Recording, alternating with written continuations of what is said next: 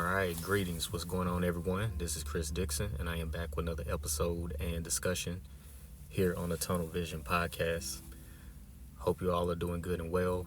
Hope everyone had a good and safe Thanksgiving holiday. Hope that you all enjoyed family time. I hope that you all had safe travels as well. If you traveled out of town to visit family members and relatives in other areas. So I hope that everything went well for you all.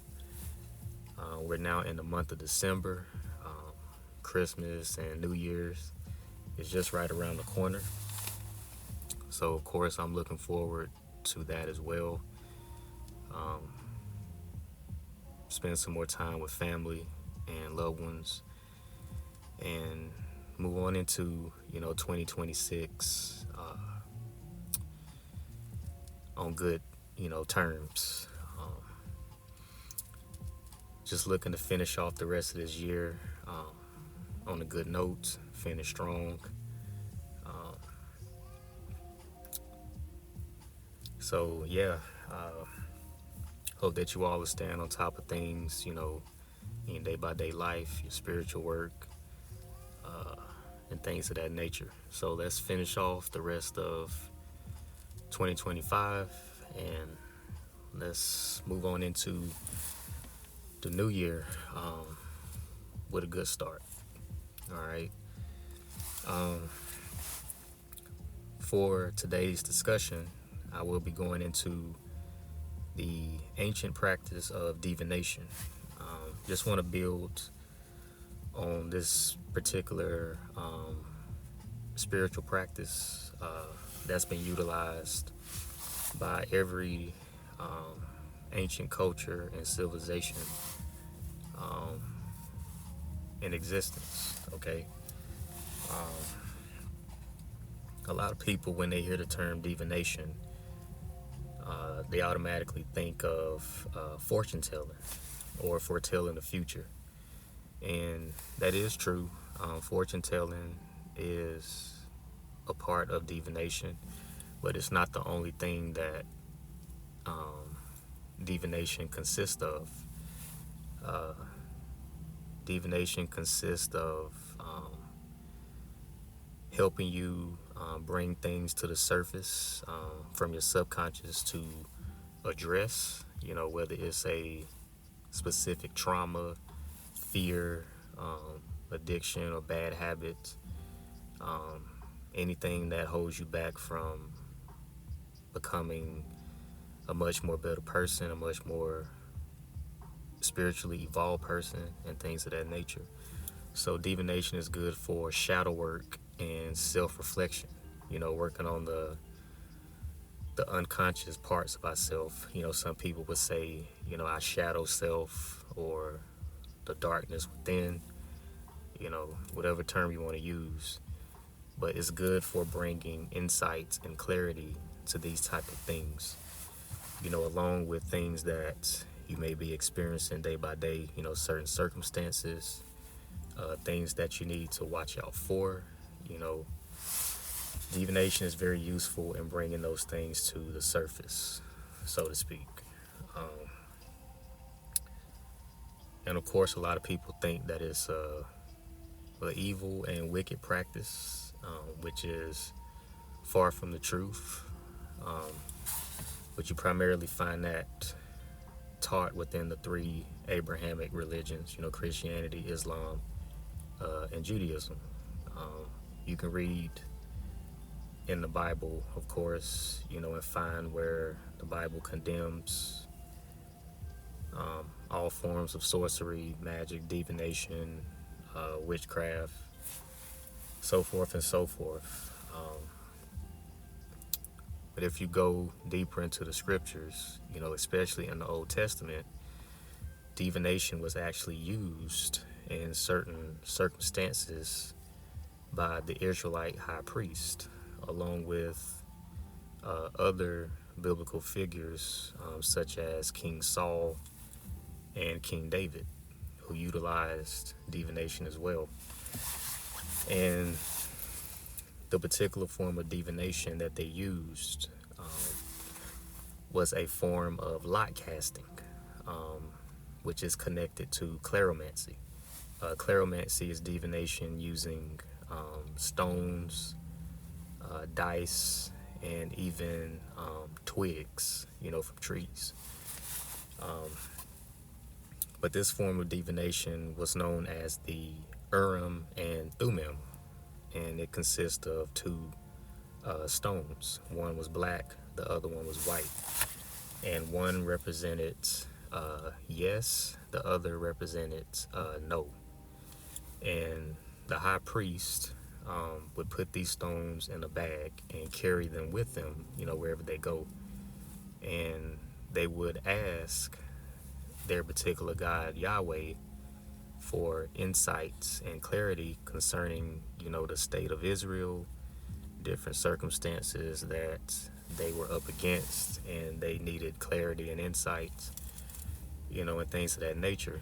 So Yahweh would give them a response and insights based on how the stones were cast, so to speak. So even in the Bible, the early Hebraic culture had divination, okay? So it was done as well by the early Hebrews, so to speak. So it's not necessarily a wicked practice, and like I said, it consists of, various types of tools, and it's connected with various ancient cultures and civilizations, okay? But what it means to practice divination, it means to consort with the divine, because that's the key word, divinate, diviner. A diviner is someone who consorts with the divine. So that's the roots, meaning and understanding, pretty much when you engage in divination, okay? You're consorting with the divine, the unseen. Some people would say their higher self. Some people say infinite consciousness, spirit, source. Some people would say God, okay? So whatever term you want to use to describe the unseen presence, that is what you're doing through divination. You're consorting with the divine, okay?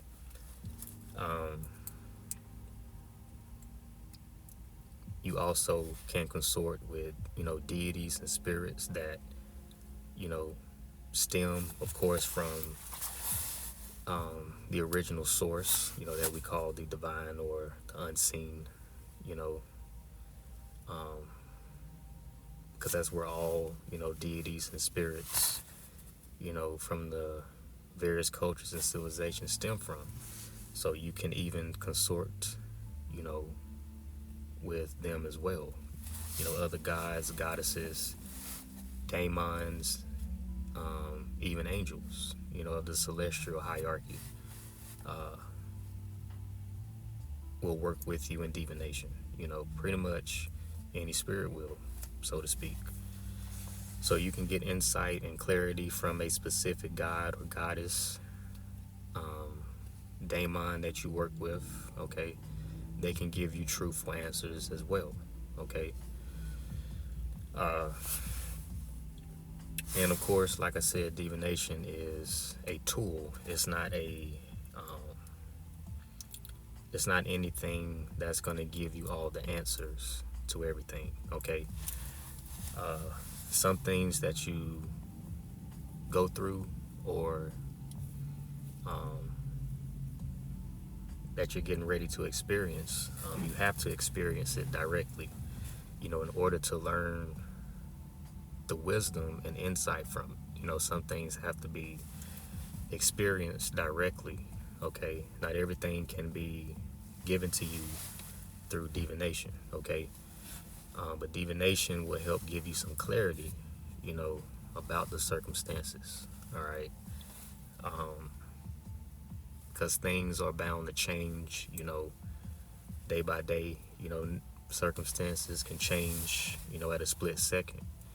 And what you might receive from a divination session, regardless if you're using cards,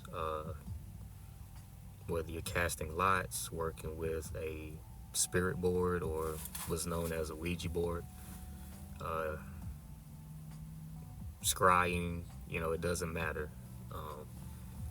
Insight, can change at a split second. So it's very important to understand, to not be dependent on this practice. All right.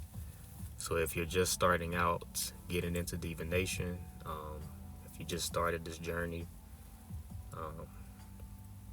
you might be 2-3 years in and you're ready to start moving into learning about divination.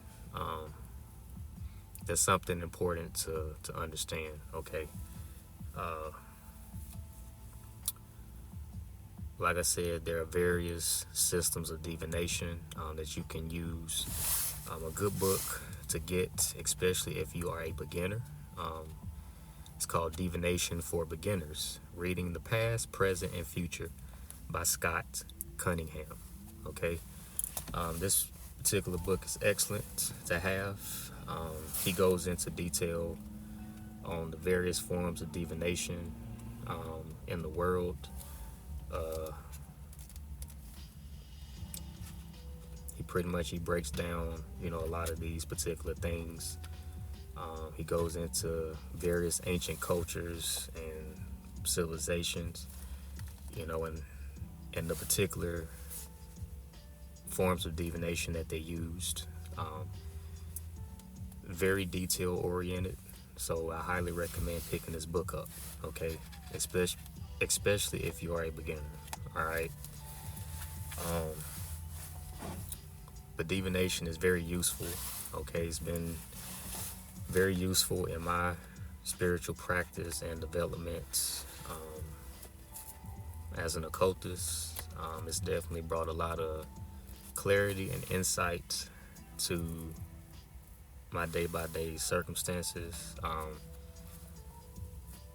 Clarity on where I need to go, which directions to take,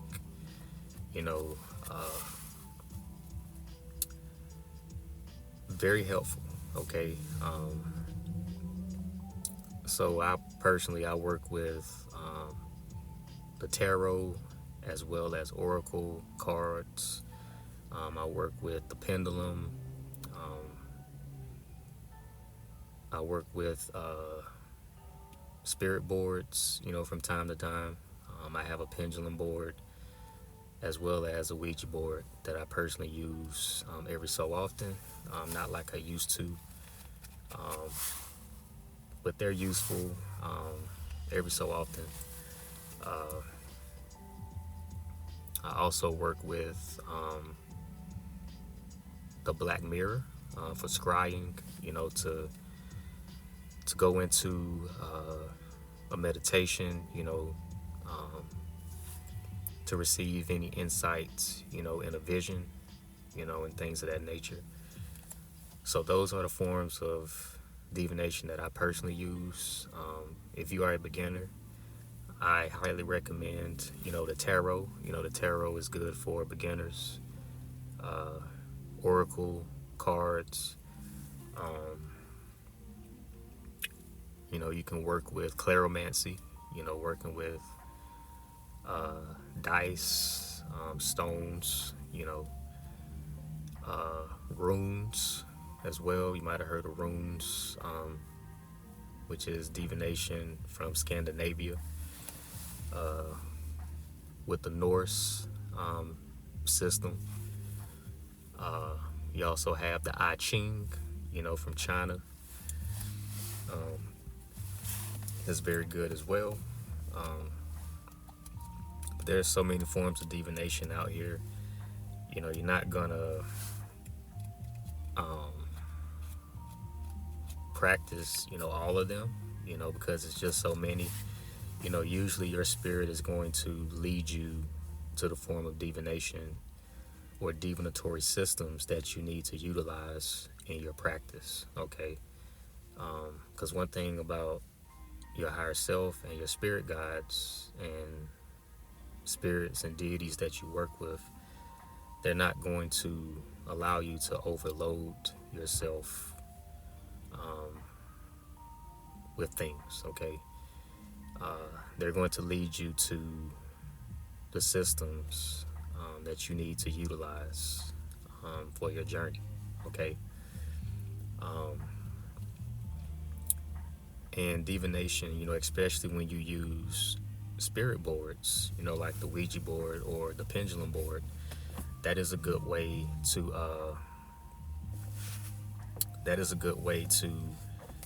get in touch with your spirit guides. Your spirit guides, the more you progress in magic, when they see you get to a certain level, and you acknowledge that magic is your calling, okay, they will reveal themselves to you directly.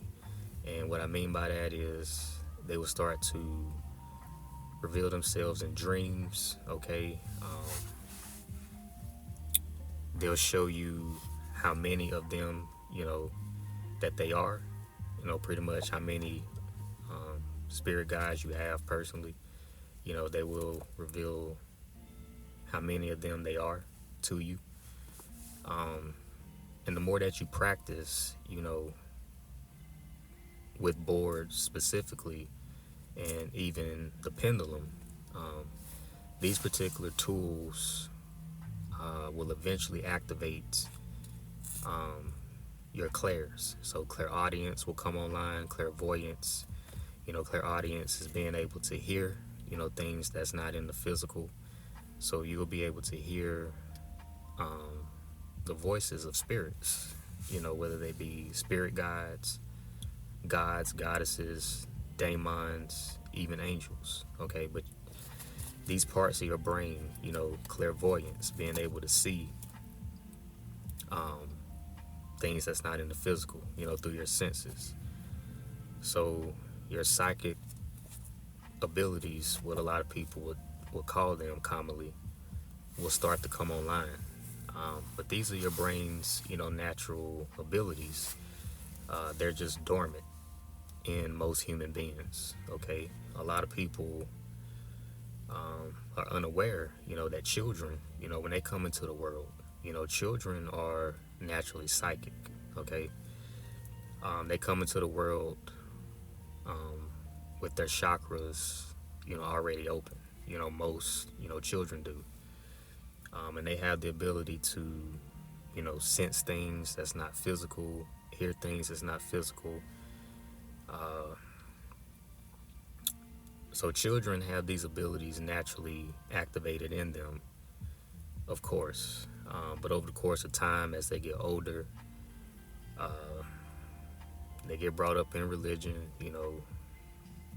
teaches them, stay away from magic, witchcraft, all of these different things. And, parents start to stay on them about these things.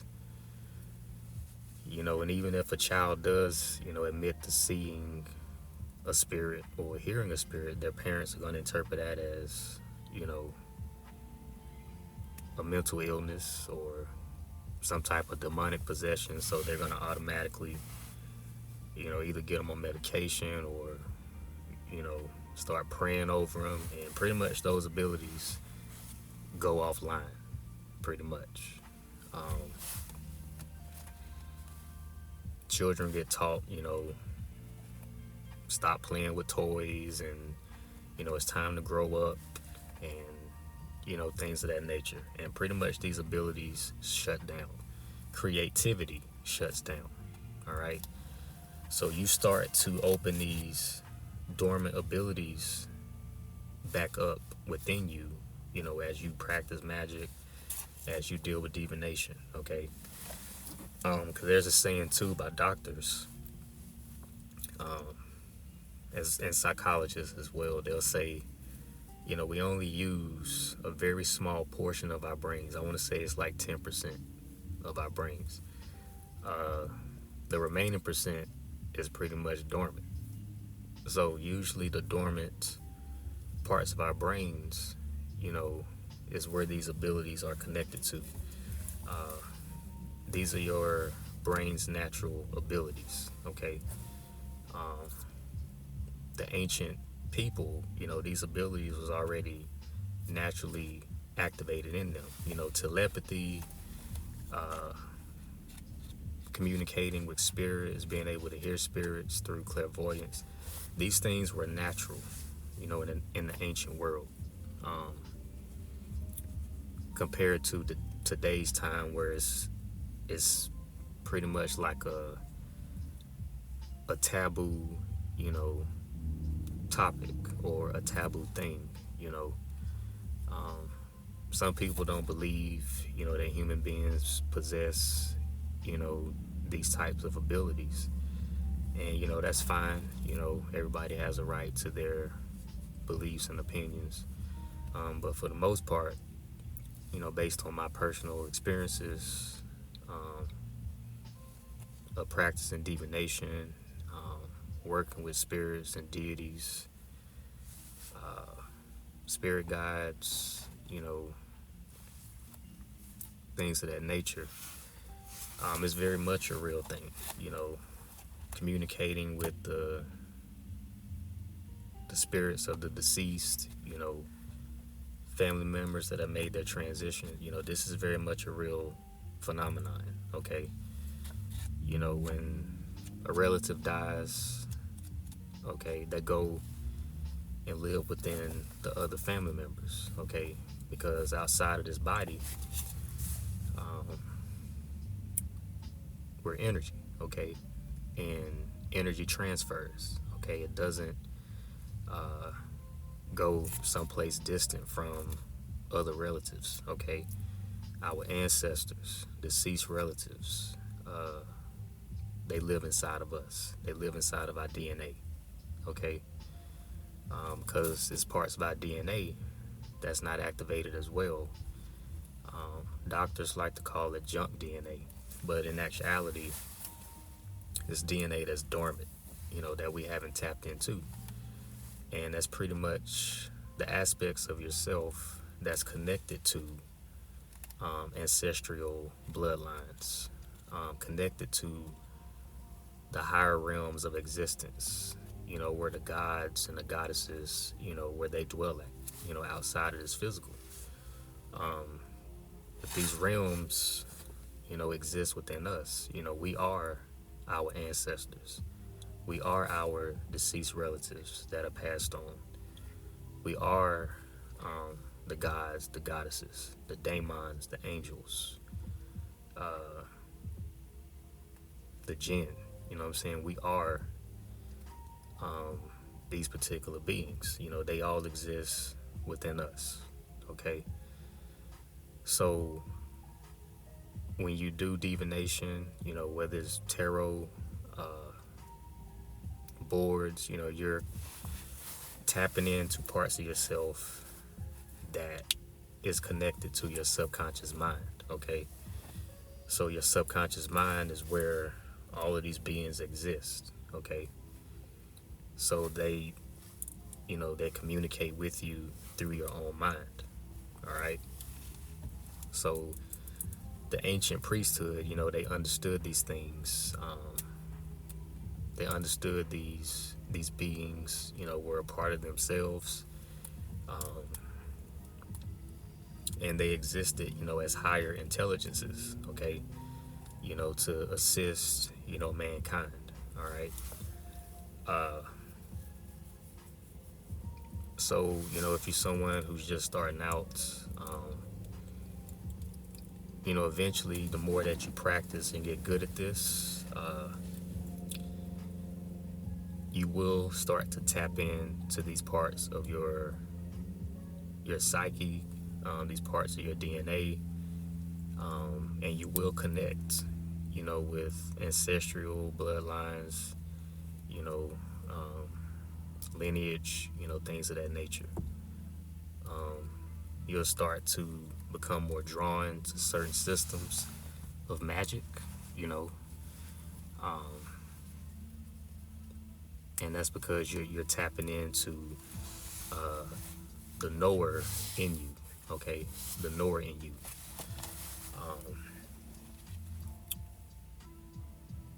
The soul, so to speak. So it's a very, powerful, practice. And I'm gonna read a little bit from this book, build a little bit as I close out. But I'm hoping that you all are enjoying this so far. I'm hoping that I'm answering any type of questions that you all may have had about this practice. But I'm going to read a little bit from chapter 2 of Scott Cunningham's book. And chapter 2 deals with divination in the ancient world. Virtually every culture has practiced divination. This process wasn't limited to a few countries. It was a worldwide phenomenon.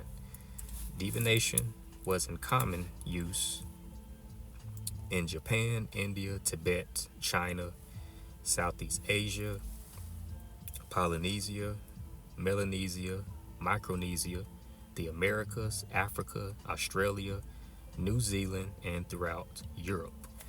My omission of Egypt in the above list isn't an oversight. Few early records of divination, much less of the actual techniques employed, exist.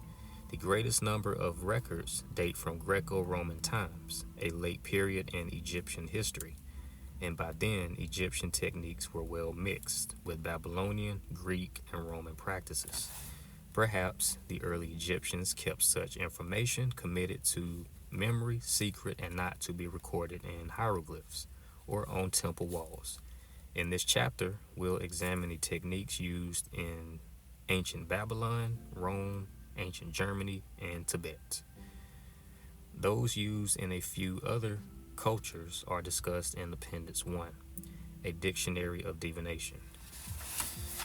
So starting out, I'm only going to read about divination in Babylon. I'm not going to read the whole chapter, okay? Because it'll be a long discussion, okay? So Babylon. In ancient Babylon and Assyria, divination was considered to be the most important of the sciences. A multitude of forms were created and used to provide insights into a future that was usually in that place and in that time, filled with uncertainty and hazard. Fortunately, we have some ancient sources of information regarding divination in Babylon, and from these we can gain a picture of rites that were practiced in virtually all Middle and Near East cultures.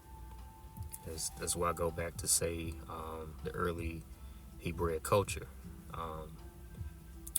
with the casting of lots. Okay, so as he says, the Middle East, it was highly practiced as well. All right. The diviner, a special class of temple priest, performed nothing but this ancient practice. The earliest records that we possess of these diviners date back from approximately 1900 BCE, before Common Era, which indicates the great antiquity of Babylonian divination. These potential diviners, called Baru, were chosen from the upper social class and enjoyed great privileges. Priestesses of this type, who usually limited their workings to dream interpretation, also existed. Baru had to be free of all blemish. No limbs, fingers, or toes could be missing. The eyesight had to be perfect. The teeth sound. The overall impression had to be that of a healthy individual. Even pimples were reason enough to exclude a student from study, and study they did. These classes were quite lengthy. All forms of schooling were of importance in ancient Babylon, and during them, the student learned every aspect of the divinatory arts so that all could be used whenever needed. After completion of study, students underwent an initiation and then either set up shop in a temple or were retained by a ruler to be on call for advice concerning the future. They were true professionals. No army could march out to battle without at least one of these diviners in their company. At times, they may have also acted as generals. It couldn't have been neater or more appropriate. The person who performed divination then used them to decide battle plans. As you can see, how important the diviners in the ancient world were to their culture. In battle, they were even consorted for in battle. Before they head out to the battlefield, they needed to make sure they had the proper insight, on where to move to, what to look out for, things of that nature. So you can see their importance in the ancient world. Old clay tablets urge the Baru to be totally honest at all times. A counter check, that is, a repetition of the first divination, was always performed to ensure accuracy. At times, a third repetition also followed. If all were in agreement, the diviner made a statement based on the responses.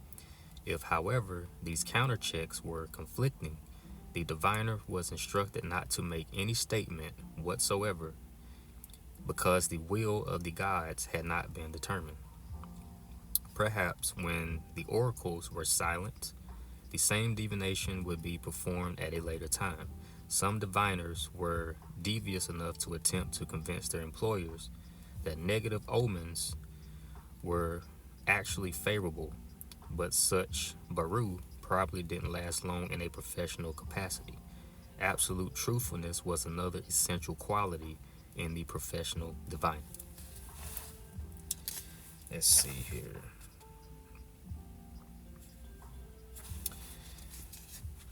Divination in general. Divination, as previously stated, was used as a method of discovering the will of the deities. And that was pretty much in chapter 1 where pretty much stated that. But it was used as a method of discovering the will of the deities. Following a national disaster, the diviners were quite busy asking the deities through various rites why this had occurred. Divination was also relied upon to predict future troubles.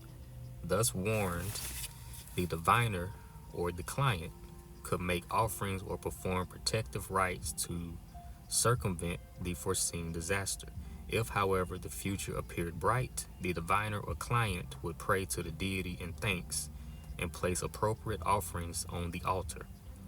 Many techniques were used, although most of these have been lost.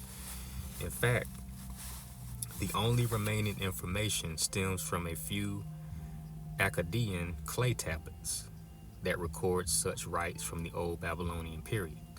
Undoubtedly, however, similar divinatory techniques were used in Sumer, the great culture that preceded Babylon or Samaria.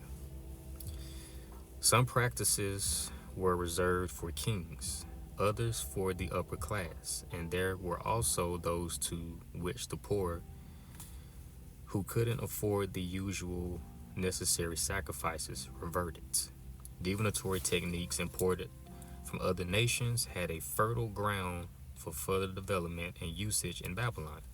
On the other hand, many Greek and Roman methods were directly based on Babylonian workings. As the techniques were passed on and continuously practiced throughout the ancient world, some became quite complex. In a way, divination grew to be considered an exciting art. So, some different forms of divination. The diviners observed the flights of birds, poured oil or flour into water, burned special woods, and studied the smoke thereby. Created, provoked omens, cast the lots, induced dreams, and studied the entrails of sacrificed animals, among other techniques. Some of the minor forms of divination seem rather strange to our eyes. For an example, to discover if the diviner was loved, she or he buried a frog in the sand and left it for 7 days in the sand. Then the bones were dug up and cast into a river. If the bones sank, the emotion was hate. If they floated, it was love. A curious divination consisted of sprinkling water 3 times on the forehead of an ox laying on the ground. The anointed animal would then react in one of 17 ways, each of which foretold a specific event. For example, if the ox snorted and rose to its feet, the diviner or the client would attain all desires. If it snorted and didn't rise, the desire wouldn't be fulfilled. Very interesting. But there, were so many different ways that the ancient Babylonians would utilize divination. But it's very interesting, and how these particular tools, were conducted and used. How they literally went to school, back in the ancient world to become, professional adept diviners and channelers. Okay, so it's a lot of work that gets put into this, before you can get real good at this. You have to really work at it. You have to study the systems, that you're utilizing. It's work. And I can definitely, bear witness, based on my personal experiences. This is real. It's a real practice, a real phenomenon. Spirits have been communicating with humanity throughout these ancient practices for centuries. Okay, so of course there's nothing new about it. It's all about developing a true understanding of it. That's why it's very important to study. All right. Become independent in your thinking. And start to, study, information for yourself. You know what I'm saying? I know growing up in religion, many of us did, including myself, we were taught to stay away from these particular practices. But as you get older and you step out and explore, what else is out here in the world, you see that a lot of things that we were taught to stay away from are very beneficial things to our spirituality and spiritual paths. It's, you find these things out later on. You feel like you've missed out on so much that you could have been utilizing, for your development. But the awakening takes place when it's supposed to. Everybody, comes into higher consciousness, higher learning,